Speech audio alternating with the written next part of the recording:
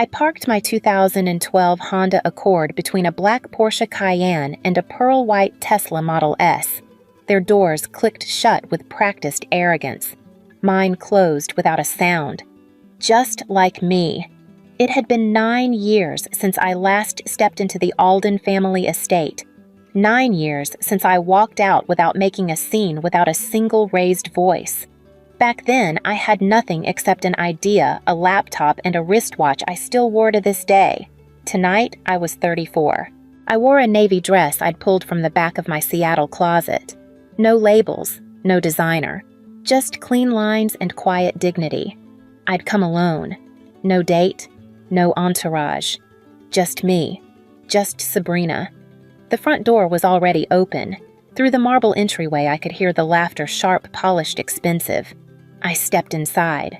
The chandelier above the dining room still cast that same golden glow across the long oak table. 16 chairs, crystal, silver, the scent of veal and wine. Nothing had changed except me. Sylvia Alden, my mother, was at the head of the table just as always. Elegant, impeccable, cold. She turned her head slowly when she saw me. Then she smiled, but it was the kind of smile that held no warmth. Just warning. Well, she said, raising her voice just enough for the help to hear. The prodigal disappointment arrives. There was a pause. Then a few chuckles. From my brother Malcolm, the corporate lawyer with the perfect tie and the sharper tongue. From cousin Ethan, Wall Street's favorite loudmouth. From Lydia, Malcolm's wife, who once told me success was just a matter of marrying well. I stood there, hands at my side. And then it came. "You're an embarrassment to this family," my mother said, clear, cold, and loud. No one gasped. They just nodded silently or looked away. I didn't answer. I didn't flinch. I just walked forward and took the last empty seat between a chair no one wanted and a silver platter no one offered me. Across the table, Malcolm raised his glass. "To high standards," he said, grinning. I didn't lift mine, and no one noticed. Or maybe they did, and that was the point. I glanced down at my wristwatch. Still ticking. Still mine. And I wondered for the first time in a long time. There's a photograph somewhere in this house. It was taken on the day of Malcolm's graduation from Yale. The whole family was there, lined up on the front lawn in pastel and pearls, holding champagne flutes and talking about legacy. I stood at the edge of the frame, not quite centered, not quite welcome. I was 22. At the time, I'd just finished my degree in computer science from NYU, not Ivy League, not celebrated. I'd been offered a junior data position at a defense subcontractor. I'd told them during brunch. Sylvia, my mother, blinked once and then said, "That's niche." My father, Leonard, didn't even look up from his phone. "You know, Sabrina, we could still make some calls. Georgetown Law's summer intake isn't full yet." I remember nodding politely and folding my napkin slowly. The next day, I left. No fight, no tears, just absence. I didn't slam any doors. I didn't say goodbye. I packed my 2 suitcases and caught a Greyhound bus out of Stamford Station with a one-way ticket to Brooklyn and a dream no one believed in.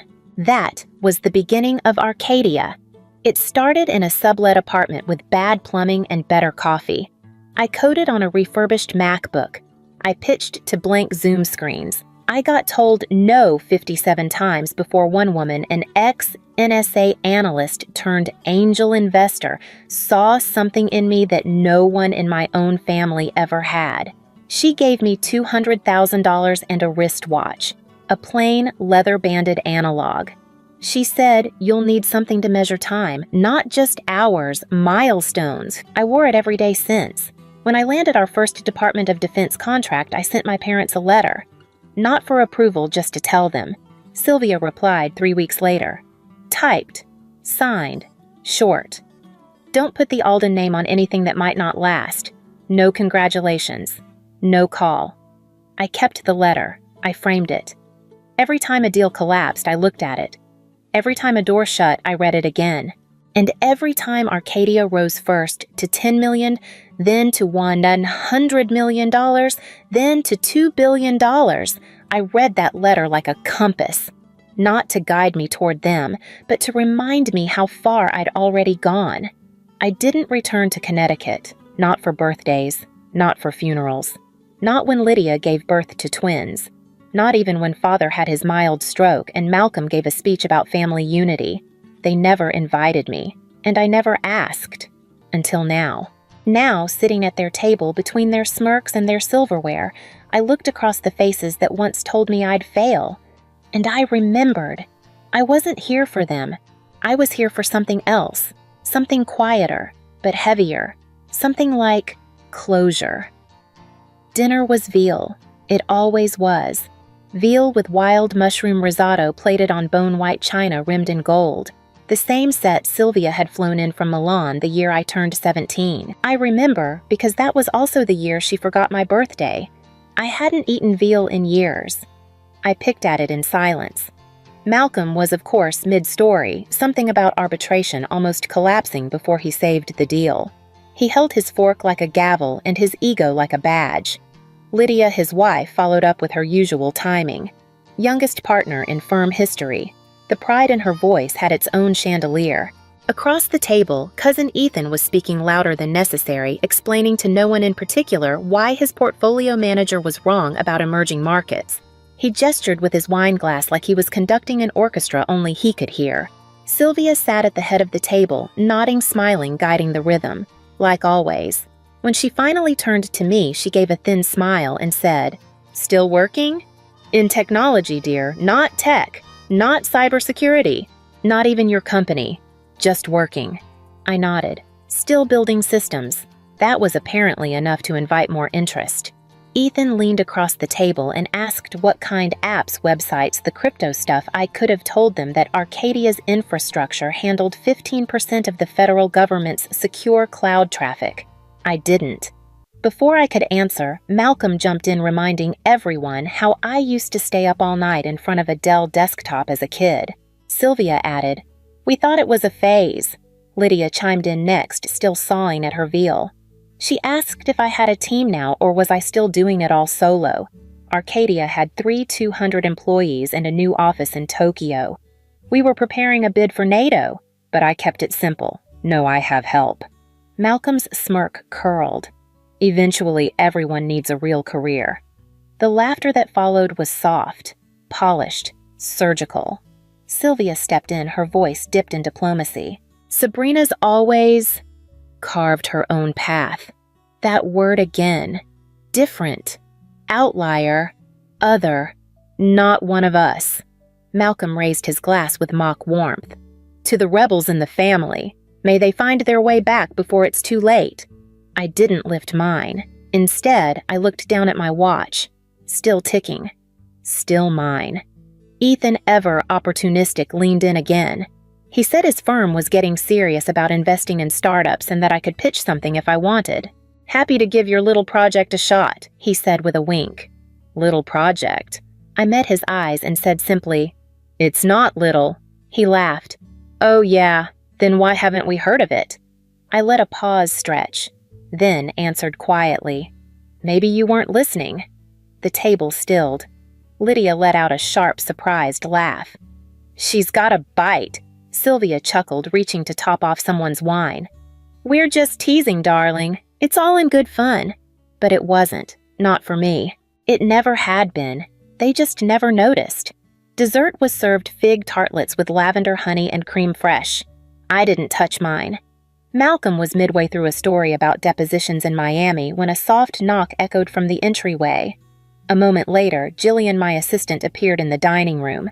She never wore black unless I asked her to. Tonight, she wore black. She approached with steady steps, ignoring the startled glances, and leaned down beside me. "I'm sorry to interrupt, Ms. Alden," she said softly, her voice barely above a whisper, "but the jet is ready. The pilot's requesting final confirmation for Tokyo. They'll need to file the flight path within the hour." The fork slipped from Lydia's hand. It clattered onto her china plate with a dull ring. I didn't flinch. "Thank you," I said, reaching for my cloth napkin.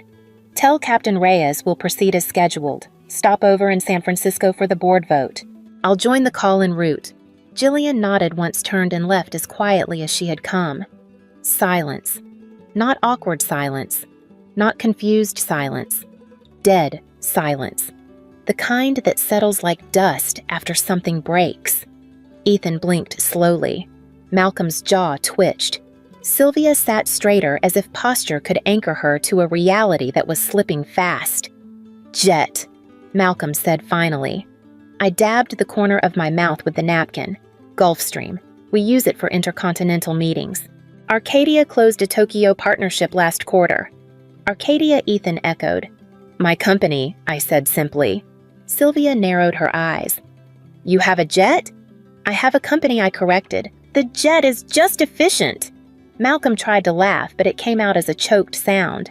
"So what are you saying, that you're running some kind of real operation?" I reached into my bag, pulled out my phone, and opened the Bloomberg app. "Here," I said, sliding it across the table. Headline: Arcadia Cloud secures $900 billion defense infrastructure contract with Department of Homeland Security. My photo taken during our press conference in D.C. was featured beneath it. Ethan leaned forward. "That's you?" I nodded. No flourish, no explanation. Sylvia reached for the phone but didn't touch it. I watched her hands tremble just slightly. "Why didn't you tell us?" she asked, voice thin. Would it have mattered, I asked. The room stayed still.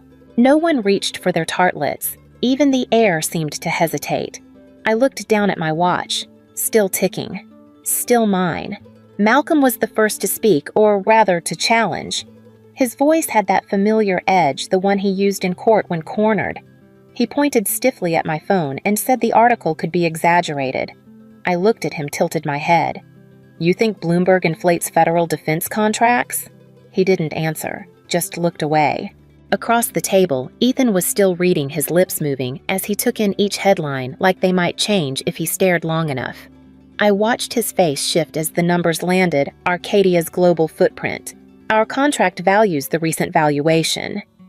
$5.8 billion, he murmured, like the words burned going down.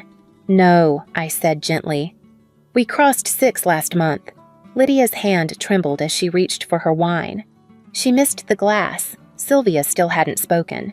She was sitting straighter now, like posture might anchor her to some version of control. Her eyes stayed fixed on the table, on the space where my phone had rested. Then she asked very softly, "You built this alone?" "Not alone," I replied. "Just not with any of you." Malcolm gave a dry laugh, forced and brittle. He said something about family, about how I should have told them, that we could have helped, that we were blood. But I remembered too well the meeting he'd had with Father when I was 25, the one where he called me a liability and advised they keep my name off the Christmas newsletter. I didn't raise my voice. I just told him, "You thought I was bad for the Alden brand." I listened. Sylvia finally looked up. "Families say things they don't mean." I took a folded piece of paper from my wallet, creased but carefully kept. I slid it across the table toward her. Her letter from 3 years ago. Typed, signed, cold. "You told me not to put the Alden name on anything that might not last." She didn't touch it, just stared. Ethan leaned in, suddenly eager. He talked about how his firm was exploring tech, mentioned possible collaboration, networks, capital. I let him finish. Then said simply, "We're not raising." Lydia jumped in next, trying to soften things. She said if they'd known, maybe things would have been different. Maybe they would have supported me. I looked at her. Not angry, just tired. "They were different," I said, "just not for me." Sylvia finally reached toward the letter but stopped halfway, her hand hovering. I watched her hesitate, not because of what I'd become, but because touching that letter meant admitting she'd written it. My phone buzzed in my bag. Jillian, on time. I stood, folded my napkin, and placed it beside the untouched dessert. "I have a board vote in 6 hours. We're bidding for a NATO contract." I turned to leave. Sylvia's voice caught in the air. "Why tonight, Sabrina? Why come at all?" I paused at the doorway, my back still to them. Then I said, to see if anything had changed. I turned to face them one last time. "It hasn't." I stepped into the hallway. Behind me, the dining room held its breath like a stage after the curtains dropped, but the actors still don't know what to do.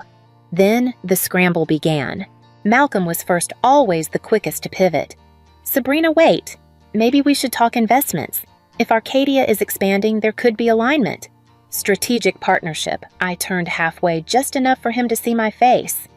You mean now that you believe I exist? He said nothing. Ethan followed. Hey, listen, I've always believed in you. I mean, I knew you were smart. I just didn't realize… He trailed off. You didn't realize I stopped needing your approval years ago. I finished for him. Lydia offered a small smile, polished and practiced. If you're ever hiring… I've actually been exploring tech-adjacent fields. I looked at her for a moment. She used to laugh when I tried to explain what I did. She once told a family friend I worked with screens. Can you name one programming language? I asked. Her mouth opened, then closed. She looked away. And then, at last, Sylvia rose from her chair. She walked toward me slowly, each step more about control than grace. You're angry, she said. I understand. But don't let pride close doors that family can help keep open. That word again. Family. You had 9 years to open a door, I said. You chose to paint it shut. Sylvia's voice softened almost maternal. You're still in Alden. That means something. It means everything to you, I said, and nothing to the world I built. She flinched, just slightly, but I saw it. She reached out to touch my arm maybe, to pull me back in by instinct. I stepped away. Don't, I said. This isn't a fight. This is a line. My phone buzzed again. Jillian. Time. I pulled on my coat. No rush, no drama. Just finality. As I reached the front door, I turned one last time, not to them, but to the house, to its stillness, its weight. You always thought I left because I failed, I said. But I left because I finally understood I didn't need to pass your tests. I made my own rules. Then I opened the door. Outside, the car waited engine quiet driver already standing beside it. The air was cold, but for the first time in years, it didn't reach me. The wind caught the edge of my coat as I stepped outside. The car was already warm. The driver nodded, took my bag without a word. Jillian had chosen him well, efficient, invisible, precise. Behind me, I could hear the front door creak slightly. It didn't close. They were still watching. Of course they were. Families like mine only know how to chase what they've already lost. I slid into the back seat. Leather. Quiet. Familiar. As the car pulled away from the Alden estate, I didn't look back. Not once. Not at the columns. Not at the windows. Not at the people who once measured my worth by where I sat at a dinner table, what dress I wore, or what car I drove. The silence inside the car was different from the one I'd left behind. This silence wasn't tense. It was earned. I looked down at my wristwatch. The minute hand clicked forward, still ticking, still mine.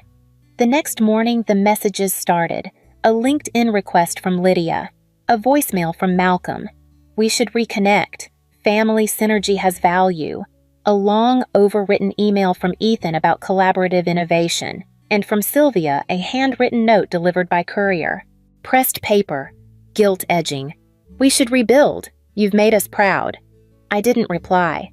Instead, I forwarded every message to Jillian with a 2-word instruction block list. That evening, a delivery arrived at the Alden estate. A single box. No card.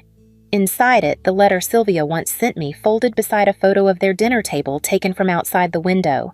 My seat. Empty. The note read only, I was there. You just didn't see me. Some of us were never really invited to the table, but we still remember who looked away. You don't have to explain. Just leave one word they never said to you.